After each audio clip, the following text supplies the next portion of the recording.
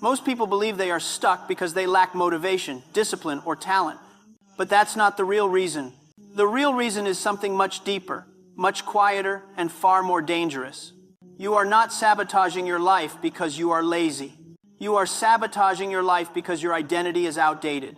Right now, there is a version of you running your decisions behind the scenes.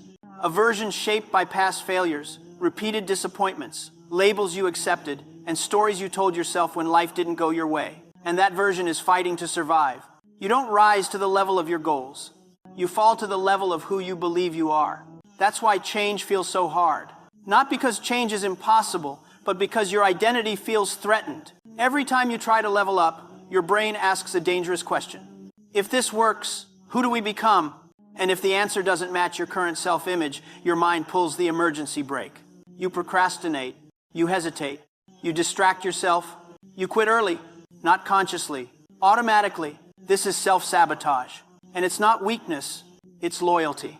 Your brain is loyal to the version of you it knows, even if that version is broke, even if that version is insecure, even if that version is miserable. Because familiar pain feels safer than unfamiliar success. Think about it. How many times did you start strong, feel excited, feel motivated, and then slowly drift back to your old habits? Not because you didn't want change, but because deep down, change didn't feel like you. Your identity said, "This isn't who we are," and pulled you back. Most people try to fix this with motivation. Motivation is temporary. Some try discipline. Discipline breaks when identity resists.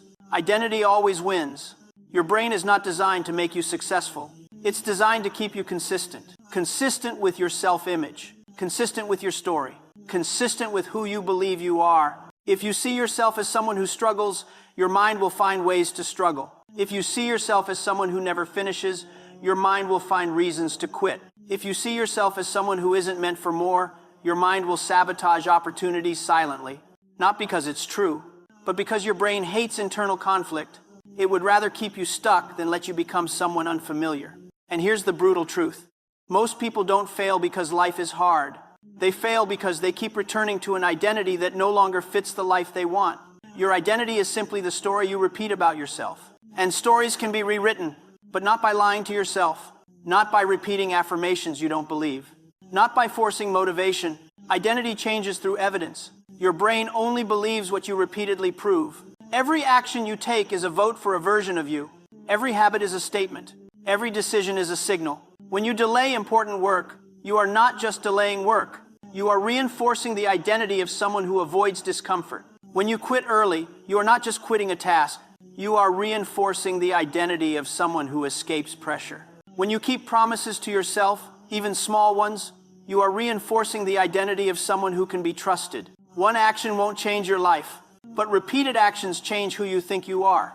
And once identity shifts, behavior follows automatically. This is why most people stay stuck. They try to change outcomes without changing identity.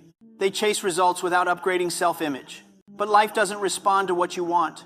It responds to who you are. So if you truly want to stop sabotaging your life, you must stop asking, "How do I get motivated?"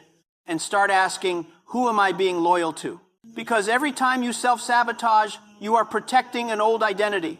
Procrastination protects the identity of, "I don't fully commit."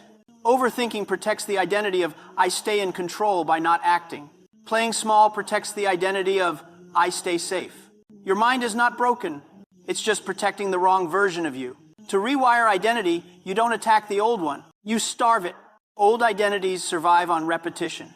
Old thoughts, old habits, old reactions. You weaken them by interrupting the pattern. You don't need massive changes.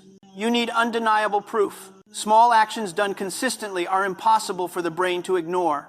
If you want to become disciplined, don't say, "I will change my life." Do one disciplined action today, then another tomorrow. If you want confidence, don't wait to feel confident. Do what confident people do while feeling uncomfortable. Your brain updates identity after behavior, not before it. This is why waiting to feel ready is a trap. Ready is a feeling. Identity is built through action. Most people wait for confidence, clarity, motivation. Winners move first and let identity catch up. And here's where discomfort becomes your advantage. Discomfort is proof you are acting against an old identity. Comfort is proof you are repeating it. Every time you choose discomfort, you send a powerful message to your brain.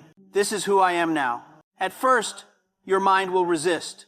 It will create doubt, fear, excuses. That's not a sign you're doing something wrong. That's a sign the old identity is fighting for survival. Stay consistent long enough, and the resistance fades. Because the brain eventually accepts what is repeatedly proven. You don't become confident by thinking. You become confident by surviving uncomfortable moments and realizing you didn't die. You don't become strong by motivation. You become strong by keeping promises when motivation disappears. Identity is not created in big moments. It is created in small, private decisions no one sees. And this is the moment everything shifts. When you stop asking the world to change and start changing the version of you that shows up. You don't need to become perfect. You need to become consistent. Every time you do what you said you would do, you repair self-trust. And self-trust is the foundation of confidence, discipline, and success. Self-sabotage disappears when your self-image upgrades. Because you no longer need to protect the old version. You stop returning to chaos when peace feels normal. You stop running from responsibility when strength becomes familiar. You stop shrinking when growth becomes your identity. You are not broken. You are not weak. You are not behind. You are simply running an old program. And the moment you decide to act like the person you want to become, even when it feels uncomfortable, the program starts rewriting itself. Your life doesn't change when circumstances change. Your life changes when identity changes. And once identity changes, everything else follows.